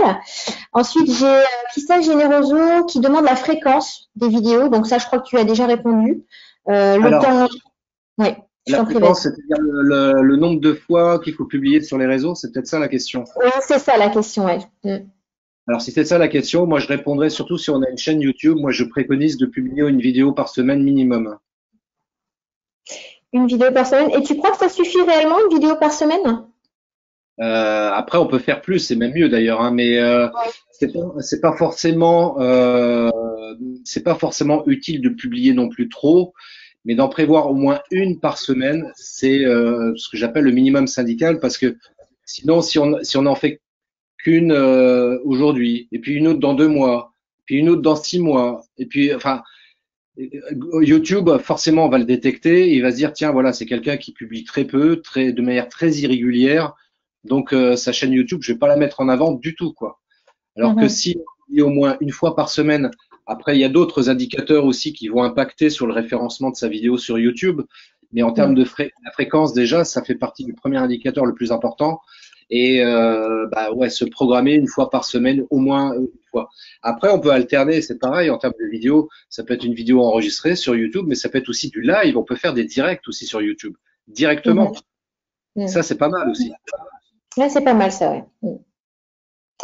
Ok, alors ensuite, j'ai Ingrid Picot qui te fait une petite dédicace parce que je crois que tu la connais du Dinabaï de Bourges. Donc, elle me dit qu'elle t'appelle demain et que pour avoir plus de renseignements. Donc, je pense que tu vas faire les 45 minutes avec Ingrid du coup. Pas de problème, avec grand plaisir. Bon, Ingrid m'avait déjà parlé de toi avant même qu'on fasse cette formation ce soir, du coup. Stéphanie Némo me dit, alors j'espère que j'écorche pas mon nom de famille. Quand je dis pas les noms de famille, c'est que j'ai peur de les écorcher. Donc, superbe formation, vraiment, merci. C'est génial, tant mieux si ça vous plaît. Sophie Pascolo, donc c'est le logiciel de montage. On y a déjà répondu. La durée des vidéos. C'est toujours les mêmes questions qui reviennent, hein, donc c'est vraiment les mêmes questions que les gens se posent. Suzy Régnery, donc j'espère que j'ai pas écorché ton nom de famille non plus. Merci beaucoup pour toutes ces précieuses informations. Ta chaîne YouTube, elle est déjà créée. Eh ben écoute, félicitations, c'est génial. Ensuite, super formation. Ah, c'est intéressant ça. Ça, c'est les applications de machine, Isabelle Level. Que penses-tu, Christophe, j'ai appelé Patrick, que penses-tu, Christophe, de l'application TikTok? Ah, ça, c'est une bonne question. Moi, je suis pas utilisateur de TikTok. Enfin, je l'ai testé. Hein. Honnêtement, je l'ai testé. Ça répond pas à mon besoin. Je trouve que c'est une application intéressante, comme toutes les applications sociales, enfin réseaux sociaux. Il y a des choses à faire avec TikTok. Très honnêtement, j'ai du mal à voir. Enfin, j'imagine ce qu'on peut en faire avec, mais Vous, dans votre activité, je suis pas convaincu que ce soit pertinent d'être positionné sur TikTok. Non, Pour la simple et bonne c'est raison sûr. que Mm. TikTok, c'est principalement des jeunes qui vont dessus. Est-ce que votre audience, est-ce que votre public cible est dessus? Je suis pas convaincu. Euh, ouais, par Ouais. curiosité, allez-y, hein, c'est drôle. Voilà, on peut s'amuser dessus, faire des. Tu as totalement raison. Excuse-moi de te couper, mais tu as totalement raison parce que c'est pas notre audience. TikTok, c'est vraiment pour les Non, très très jeunes. Moi, je vois ma fille, elle a 7 ans, elle est sur TikTok. Enfin, elle regarde, elle fait des TikTok elle-même. D'ailleurs, je pense qu'il y a la fille de Sophie André, enfin Sophie Cusurec, pardon, qui fait aussi des TikTok. On est plusieurs, voilà, à avoir des enfants en bas âge qui font des TikTok. Après, il y en a certainement des plus âgés, mais c'est pas. Je pense que c'est pas la cible. non. Instagram, Facebook, oui. YouTube, oui, mais TikTok, moins. Enfin, même pas du tout, je pense pas. Faut essayer, hein, mais je suis pas vraiment sûre. Ouais, faites le test, mais très honnêtement, non, je suis totalement d'accord avec ton analyse, Marjorie, par rapport à ça. Effectivement, TikTok, de toute façon, c'est reconnu que majoritairement, c'est des pré-ados et des jeunes ados qui sont connectés dessus, en majorité. C'est ça. Donc, votre cible, elle est pas là. Donc, passer du temps dessus pour pas grand-chose, je vous dirais, c'est un peu comme Snapchat, hein, pas trop d'intérêt, quoi. C'est clair. Alors, il y a une autre question qui est intéressante, c'est Frédéric ML. Alors, je sais pas qui c'est je sais pas qui c'est cette personne. Donc, si c'est un garçon ou une femme, peu importe. Donc, si tous les critères sont remplis, pour quelle raison une vidéo ne pourrait pas fonctionner? Ah bah alors ça, il peut y avoir plusieurs raisons. Pourquoi une vidéo ne fonctionne pas? Si tous les critères sont remplis, c'est pas possible qu'elle ne fonctionne pas si tous les critères sont remplis. Donc si elle ne fonctionne pas, il y a forcément un critère sur lequel on n'a pas bien travaillé, automatiquement. Et après, donc il faut faire l'analyse de ça. Donc est-ce que, basiquement, est-ce que la vidéo, par rapport à l'objectif et la cible qu'on a défini, répond à ces deux points-là? Est-ce que d'un point de vue technique, est-ce que la vidéo est bien réalisée? Est-ce qu'elle répond aussi à tous les critères techniques? Donc du coup, et puis est-ce qu'on l'a mis sur les bons réseaux sociaux? Si je fais une vidéo et puis que je l'ai positionnée sur TikTok, bah ouais, forcément, elle marchera pas, quoi. Donc Mm. il peut y avoir différentes raisons, mais si, pour reprendre les termes, si on a respecté tous les critères, c'est pas possible qu'elle ne fonctionne pas. Là, par exemple, sur toutes les infos que je vous ai données ce soir, si tout est respecté entre guillemets à la lettre, c'est juste pas possible que ça fonctionne pas. Si ça fonctionne D'accord. pas, c'est qu'il y a des paramètres n'a pas été correctement travaillés. Ok. Et on parlait de YouTube tout à l'heure, tu disais une vidéo par semaine. Est-ce que c'est la même fréquence pour Facebook? Alors Facebook, alors, ce que j'ai pas forcément précisé effectivement par rapport à Facebook, il y a le profil Facebook et la page Facebook. Le Mhm. profil Facebook est intéressant parce que vous communiquez sous votre nom personnel à vous. Par contre, libre à vous aussi de vous créer une page Facebook. L'avantage d'avoir une page Facebook, c'est que j'ai pas besoin d'être ami avec vous pour accéder aux informations qui sont publiées sur la page Facebook. Et en général, c'est vrai que sur Facebook, quand on a une activité entrepreneuriale, on va distinguer ça. C'est-à-dire que la page Facebook va me servir à parler business et le profil Facebook, entre guillemets, va me servir à parler plutôt perso, quoi. D'ailleurs, j'en profite au passage parce que j'ai oublié de le faire, Marjorie. Joyeux anniversaire avec un peu de retard. Merci, c'est gentil. Merci beaucoup. J'ai oublié de. Mais voilà. Donc c'est vraiment à usage perso plutôt le profil Facebook, même si on peut s'autoriser de parler un peu de pro évidemment quoi. Mais et dans ce cas-là, les publications pro sur son profil Facebook, on les met en mode public pour qu'elles soient le plus vues possible. Et les informations à caractère personnel, on les met en mode entre guillemets privé, pardon, c'est-à-dire uniquement pour ses amis. Alors que sur la page Facebook, là vraiment, on va mettre tout ce qui est pro au sens large du terme. Et la page professionnelle a cet intérêt particulier, c'est que toutes les publications qu'on va faire sur sa page professionnelle Facebook va nous permettre d'avoir accès à toutes les statistiques que j'évoquais tout à l'heure, les publications, combien de fois elles ont été vues, combien il y a eu de likes, combien il y a eu de commentaires, le taux d'engagement, en d'autres termes. Faire aussi, il y a vraiment en termes d'outils statistiques, en termes d'analyse, franchement, les pages Facebook, c'est réellement top. Beaucoup de gens les exploitent pas. Je vais vous donner un exemple très simple d'un truc que les gens n'exploitent absolument pas sur les pages Facebook.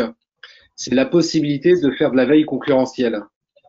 C'est-à-dire que vous avez repéré 3-4 pages Facebook concurrentes entre guillemets. et vous voulez voir un petit peu comment ils évoluent dans le paysage Facebook. Est-ce qu'ils publient beaucoup? Est-ce qu'ils ont de l'engagement? Est-ce que le nombre d'abonnés augmente, etc., etc. Et ça, c'est plutôt pas mal quand on fait de la veille concurrentielle. Et c'est important de le faire, hein. Il n'y a rien de mal à ça, c'est normal, ça fait partie du business, hein. Et de voir ce que les autres font et puis de comparer. Et ça, l'outil statistique des pages Facebook le permet. Ok, super. Alors moi, je voudrais juste rajouter quelque chose par rapport à ce que tu dis. Aujourd'hui, nous, on est dans un métier de bien-être où on travaille avec des produits, des compléments à l'alimentation, des produits qui vont apporter beaucoup de confort à l'organisme. Et il y a quand même une dangerosité par rapport à certains entrepreneurs qui pourraient faire des vidéos et qui maîtriseraient pas forcément encore bien le sujet.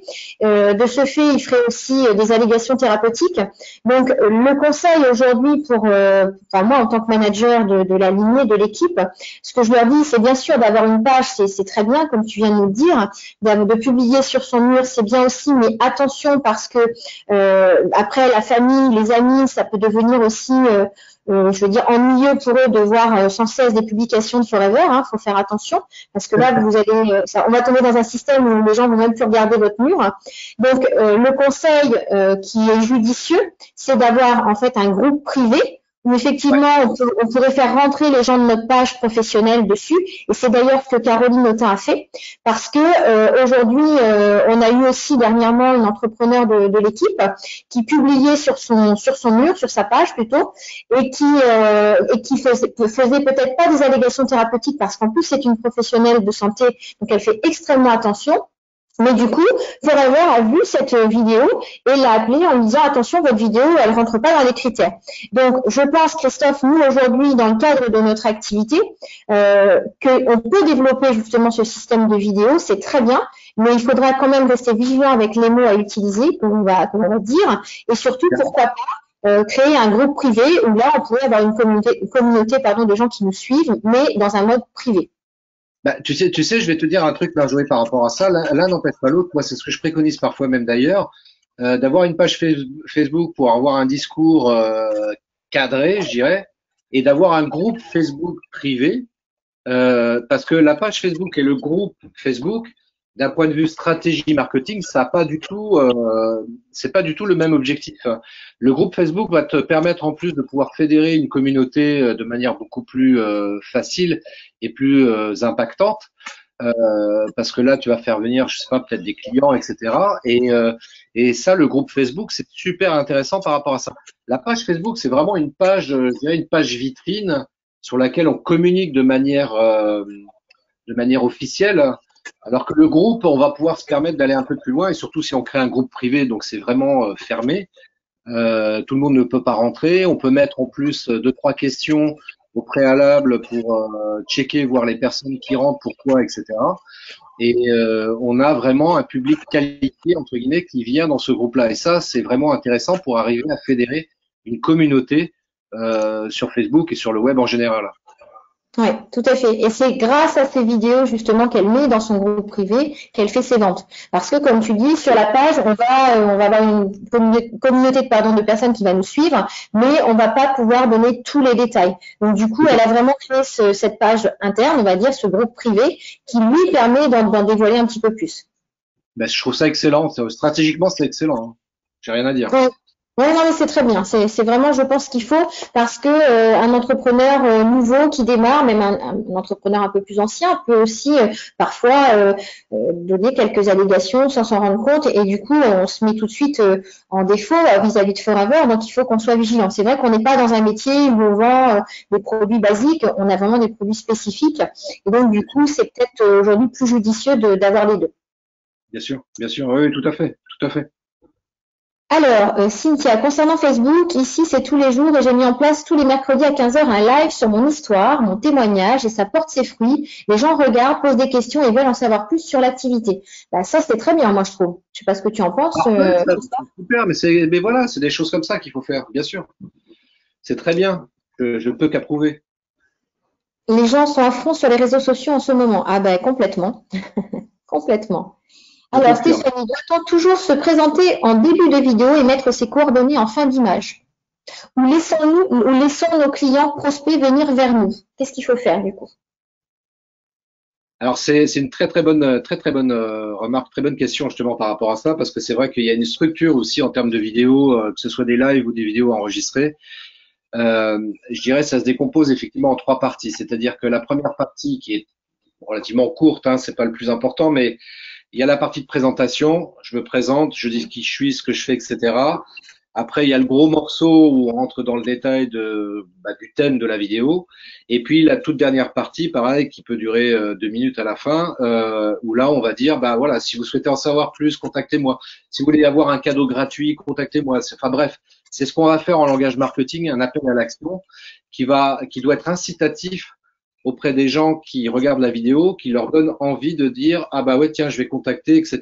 Un petit peu comme je l'ai fait moi ce soir, c'est exactement la même structure. Hein.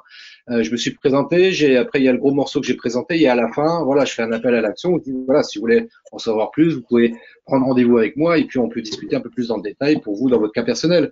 Et c'est vraiment ce qu'il faut faire pour que la vidéo soit la plus efficace parce que c'est vrai que des fois j'ai vu des vidéos où c'était super intéressant et puis la vidéo ça se termine par bah merci au revoir.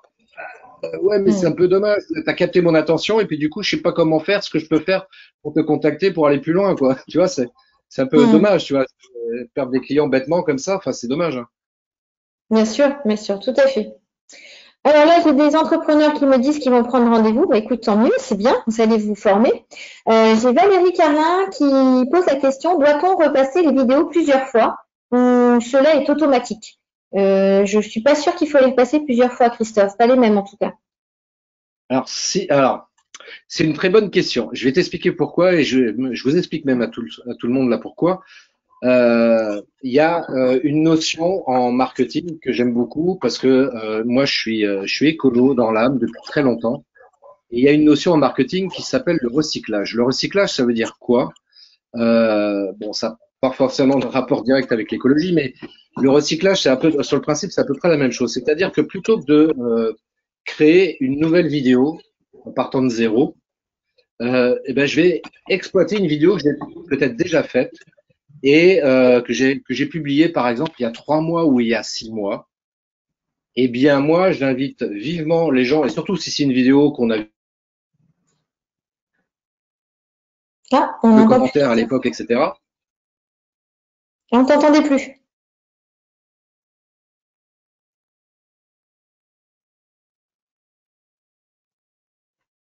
Alors je sais pas si c'est moi qui entends plus ou si c'est Christophe qui n'a plus de son.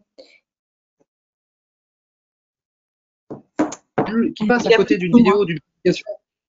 Ah, du coup, tu m'entends, Flo? Ah, Oui. on t'entendait plus, Christophe. Ah mince, on m'entend plus. Pourquoi on m'entend plus? Mais ça va, je sais pas chez toi, mais chez nous, il fait pas un temps extraordinaire et du coup, je pense que il y a un peu d'orage. C'est revenu là. Oui, il y a un peu d'orage aussi de par chez moi aussi, oui, effectivement. Donc ça doit être ça. Donc du coup, on n'a pas entendu la réponse. Alors, vous m'entendez là? Oui, ça y est. Ok, cool. Juste ouais, dire que en fait, c'est important enfin, faut pas hésiter à republier une publication et une vidéo en particulier, même si on l'a déjà fait il y a 3 mois, il y a 6 mois ou même il y a un an, et de la publier comme si c'est quelque chose de nouveau. Hein. Il faut pas dire attends, tiens, je vous republie un truc que j'ai publié dans 3 mois. Non, non, surtout pas. Il faut vraiment la republier comme si c'était quelque chose de nouveau. Parce que c'est ce que je disais au niveau de l'algorithme des différents réseaux sociaux, bah, parfois il y a des gens qui ne vont pas voir la publication que vous avez faite il y a 3 mois. Ils sont peut-être passés à côté pour plein de raisons, et notamment à cause de l'algorithme de Facebook par exemple. Et donc republier un truc, et je peux vous assurer que même moi qui connais le truc, qui l'utilise très régulièrement, je sais que même moi, je me fais avoir parfois parce qu'il y a quelqu'un qui a publié un truc et qui utilise cette notion de recyclage. Et puis je l'ai peut-être pas vu et je dis ah bah tiens c'est pas mal. Et puis le gars il dit bah non je l'ai pas publié il y a 3 mois, tu te rappelles pas? Ah bah non. Donc faut vraiment pas hésiter à republier une vidéo si elle est encore une fois pertinente et d'actualité, même si elle a été publiée il y a 3 mois ou 6 mois, enfin peu importe. Mais faut vraiment pas hésiter et surtout que ça répond à la problématique. Ouais, je sais pas quoi publier aujourd'hui, j'ai pas le temps de faire une vidéo. Eh bien, check un petit peu dans les vidéos que tu as publiées il y a quelques temps, regarde celle qui a bien marché et republie-la Voilà, comme si c'était quelque chose de nouveau, et tu verras, ça aura le même impact et ça sera top. Super, merci Christophe. Alors Sabrina Fayad a posé une question, mais je lui ai répondu tout à l'heure, donc je ne sais pas si tu as entendu la réponse par rapport à la page Facebook ou le groupe Facebook. Donc je Oui. vais passer à une autre question, mais du coup je pense qu'elle a entendu la réponse. Je pense que la question a été posée avant, j'en sais rien. Oui, impeccable. Bon bah super. Donc ça c'est parfait. Ensuite, alors qu'est-ce que tu penses des boosts sur Facebook? Tu sais, Des les boosts payants. Ouais, les publicités. Alors ça, c'est un truc qui marche super bien. Oui. C'est assez curieux de dire ça, mais c'est une réalité. Et là, pendant le confinement, encore plus. Ah ouais, C'est non mais c'est pas faux parce qu'en plus, on peut quand même choisir les personnes que l'on souhaite atteindre, les ouais, régions surtout que l'on souhaite atteindre. Par contre, c'est vrai que ça peut coûter très vite de l'argent parce que, enfin moi je l'ai déjà fait personnellement. Les retours n'ont pas été aussi positifs qu'ils auraient dû l'être parce que je ne suis pas une professionnelle et c'est pour ça que je vais me former sur le sujet, Christophe. Et je pense que ouais, beaucoup devraient le faire parce qu'il y ouais. a certainement des choses à mettre en place pour que ça soit plus efficace. Oui, oui, tout à fait, je confirme. Mais si on utilise la bonne technique, etc., effectivement, moi, tous les résultats que je lis là-dessus, et puis moi, j'en discute avec des confrères aussi par rapport à ça, c'est indéniable, la publicité Facebook fonctionne, c'est clair. Ouais, ouais, c'est clair, tout à fait. Bah, écoute, en fait, on arrive à la fin des questions. J'avais une dernière question d'Estelle qui demandait sur les chaînes YouTube, est-ce qu'on doit taguer les vidéos comme sur Instagram? Et c'est la dernière question. Est-ce qu'on doit quoi? J'ai pas compris. Taguer les vidéos comme sur Instagram. Les taguer comme sur Instagram. Alors, je sais pas ce que ça veut dire, hein. Moi, là, taguer, je sais pas. J'utilise Instagram, mais taguer, je saisis pas. Je vois, enfin, j'ai du mal à comprendre le sens de Tu taguer peux là par. tu peux nous dire, Estelle, ce que tu entends par... Ah oui, d'accord, c'est mettre des... Mince, j'ai perdu le mot. Florence, est-ce que tu peux m'aider? Ah, des hashtags. Hashtag, voilà, merci. Voilà, ok. Autant pour moi, oui, Hashtag. effectivement. Mettre des hashtags donc sur YouTube comme sur Instagram. Alors sur la chaîne YouTube déjà, ce qu'on va quand on va envoyer sa vidéo sur YouTube, on va mettre des mots clés. Donc le tagage entre guillemets se passe déjà à ce niveau-là. Ce qui n'empêche pas dans la description de la vidéo et qui est importante d'ailleurs la description de la vidéo, faut pas la négliger. Hein. La description c'est pas juste une phrase. Faut pas hésiter à raconter une histoire dans la description de la vidéo. Et à la fin de cette description, de rajouter 2, 3 hashtags maximum pour que ce soit vraiment des mots-clés forts parce que YouTube en tient compte d'ailleurs. Et quand vous regardez une vidéo sur YouTube sur laquelle il y a des hashtags qui ont été positionnés dans la description de la vidéo, on les voit juste en dessous de la vidéo, on voit en bleu, hashtag marketing vidéo par exemple. Euh, et bah, quand on clique dessus, forcément, on est amené vers toutes les vidéos qui vont traiter, par exemple, de marketing vidéo, automatiquement, sans être obligé de passer par le formulaire de recherche, enfin le champ de recherche en haut de YouTube. Donc ça, c'est super bien de l'exploiter de cette manière-là. Alors, contrairement encore une fois à Instagram, où là, on va procéder différemment, parce que c'est vrai que sur Instagram, quand on fait une publication, on va pas mettre que 2 ou 3 hashtags, on va essayer d'en mettre un petit peu plus, sachant que sur Instagram, on peut en mettre un maximum de 30, même si c'est pas préconisé d'en mettre 30, mais on peut en mettre un maximum de 30. Et le mode de fonctionnement des hashtags est pour le coup un peu différent de YouTube, parce que les hashtags qu'on va utiliser sur Instagram, on va mixer des hashtags ou des mots-clés qui soient beaucoup sollicités, c'est-à-dire supérieur à 1 million de publications. Et on va mixer des mots-clés un peu plus de niche, c'est-à-dire que sur lesquels il n'y a que 200 ou 300 000 réponses, par exemple, sur ce mot-clé-là. Il est important de mixer les deux et de ne pas en mettre de trop non plus. Moi, je dirais entre 10 et 15 hashtags sur Instagram, c'est suffisant, même si, encore une fois, on peut en mettre jusqu'à 30 maxi. Voilà. Ok, eh ben super. Eh ben écoute, je pense qu'on arrive à la fin des questions. Enfin, j'en suis sûre. Même moi, je tiens à te remercier. Je reçois plein de Merci. petits messages là sur mon téléphone portable.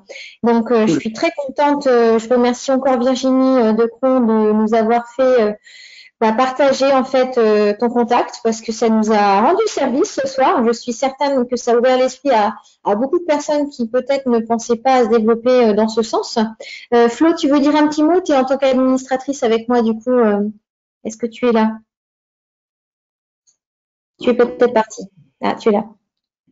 Je suis toujours là. Qu'est-ce que tu en as pensé, toi, en tant qu'administrateur? Tu étais connectée avec moi, du coup. Je remercie effectivement ma sœur Virginie qui nous a permis d'entendre Christophe ce soir.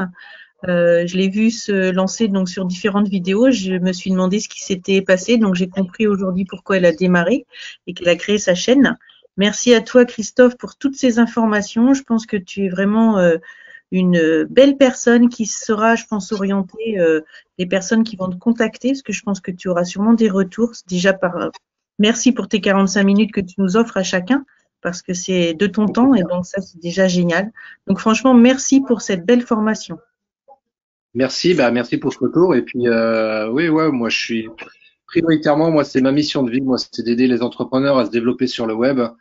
Avec la vidéo, avec le marketing vidéo. Donc ouais, si je peux contribuer un peu à ça, ça me fait plaisir. Et c'est vrai que Virginie a déjà suivi un peu mes conseils et elle le fait très bien. Et franchement, enfin, bon, par rapport aux autres exemples, témoignages que j'ai entendus aussi des gens qui font déjà des choses en vidéo sur le web, c'est top quoi. Et il faut vraiment, j'insiste là-dessus, vraiment passer outre vos freins, vos croyances là-dessus, je pense aux croyances limitantes notamment qui disent ouais non j'ai pas envie, je ne sens pas machin. Non allez-y, faites des vidéos, faites-le. Et puis quand vous regarderez ces mêmes premières vidéos dans 1 an, dans 5 ans, évidemment vous allez mourir de rire parce que vous allez dire ah, j'étais une quiche quand j'ai commencé quoi. Ouais mais il faut bien commencer à un moment donné. faut bien commencer à un moment donné. Excellent, j'adore cette simplicité en fait. Cool. Cool. On va pas te prendre plus de ton temps. Tu nous as déjà beaucoup donné ce soir. Je tiens à préciser que tu nous as offert cette séance. Donc, je te remercie. Quand je t'ai appelé, c'est vrai que je t'ai demandé le tarif pour ce soir et tu m'as dit moi l'important. Qu'est-ce que tu m'as dit comme phrase? Moi l'important c'est de faire plaisir aux gens et que je sais plus. C'est pas une phrase spécifique que tu dis. Tu me l'as dit 2 fois. Je l'ai plus en tête. Est-ce que tu pourrais me la redire d'ailleurs? Ça serait mieux si c'est toi qui me le dis. Je me rappelle plus honnêtement, je sais plus. J'ai dit ça avec le cœur, tu vois, parce que je me rappelle plus. Ouais, en tout cas, ça me ressemblait. Donc c'est pour ça que j'ai tout de suite accroché avec ta personnalité, parce que c'est vrai que c'est pas toujours le cas. On m'a déjà présenté des personnes et voilà, je les ai pas fait forcément intervenir dans les équipes parce que voilà, ça correspondait pas. Mais merci pour ce geste d'avoir présenté ton métier à mon équipe, à notre équipe, puisqu'on est plusieurs managers connectés ce soir. Et moi aussi, je vais m'inscrire pour les 45 minutes offertes. Et puis, je pense que je vais me mettre à cette formation parce que c'est important, en tout cas. Donc, mille merci pour ce temps que tu nous as consacré. Et puis, je vous souhaite à toutes et à tous d'avoir une superbe chaîne YouTube, de vous éclater avec vos vidéos, de prendre du temps pour apprendre cette nouvelle partie de notre activité qui va ne faire qu'un ajout à ce qu'on fait aujourd'hui.